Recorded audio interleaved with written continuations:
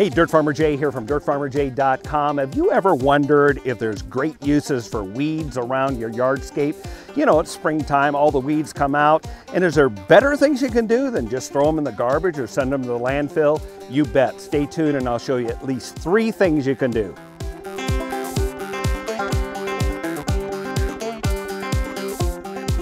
Hey, Dirt Farmer Jay here from dirtfarmerjay.com. It's springtime here in northern Utah. It has been raining, late spring rains, and it's just cleared up in the last 48 hours. And as you know, weeds love this kind of weather. What's up with that? You can hardly get ahead of them. Well, we have a fairly large yardscape, about 2.5 acres, and there are a lot of garden beds and the weeds really take off. We have literally been pulling out wagonfuls of weeds for the uses I'm going to tell you about in just a few minutes. Not only does it help to clean the beds out and to give the plants the nutrients they need, the ones that are desirable, but you can use these weeds for other great uses, at least 3 of them. Well, let's give you use number 1. First one is to feed your animals, your livestock. Now you have to be a little bit careful on this because if you're feeding goats or cattle or horses, you need to check with your extension service or agricultural service and find out what is safe to feed them. But we have found right here that prickly lettuce and just regular range grass, the chickens love it. And there's something really gratifying about pulling a weed out and then watching it go down the gullet of a chicken, only later to become compost, if you get what I mean there. So that is a great use, number 1. And by the way, they'll self-feed. You can put piles of it in their coop and they'll root around in it and look at the dirt that's on the roots and pick around the leaves, and they pretty much self-select. So, hey, put it to the chickens or the livestock first. Hey, use number 2, a little bit more obvious, but that's just regular composting. Now, whether you're doing large scale, like you can see in this shot, or you are doing small scale, the basic idea is the same, and that is to mix both greens, which the weeds are, high nitrogen, which is biomass, along with other browns such as soil, sawdust, shredded paper, those types of things, wood chips that come out of stock barns. All of that can be mixed into there, and then the magic ingredient is water. Now you may be thinking, is it safe to put all those weeds in there with all that seed?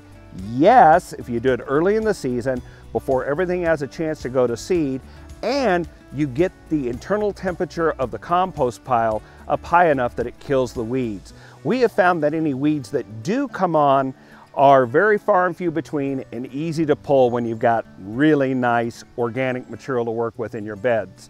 This brings us to use number 3 that we use around here in our yardscape, and that is for weed suppression itself.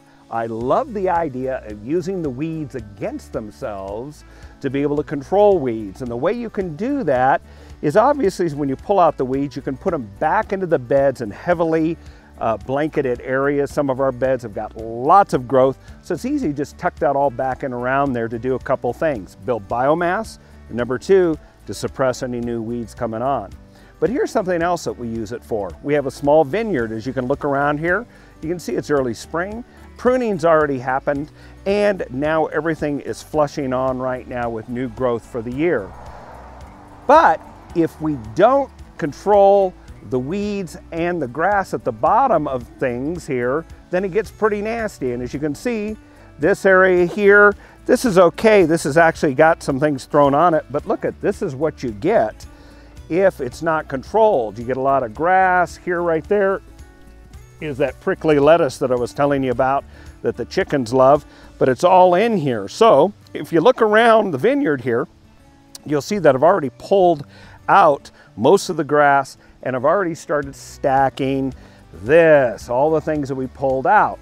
By laying down a thick covering of biomass like this, you're depriving the weeds of one of the things they need, and that's light. The other 2 is water and nutrients, but if you can take one of them out, you're really going to suppress the amount here. Well, let's look and see how this works here. As you can see, we have a large amount of grass and weeds that came from some of the other beds out in the back of our property here.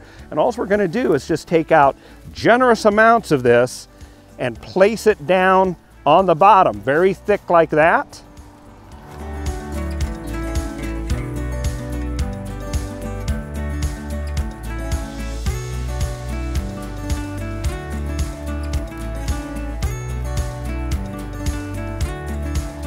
Okay, there we have it. If you look down here, you can see that there's a generous pile of organic material that's over that row that's going to keep those weeds suppressed, keep the moisture up, soil temperature even.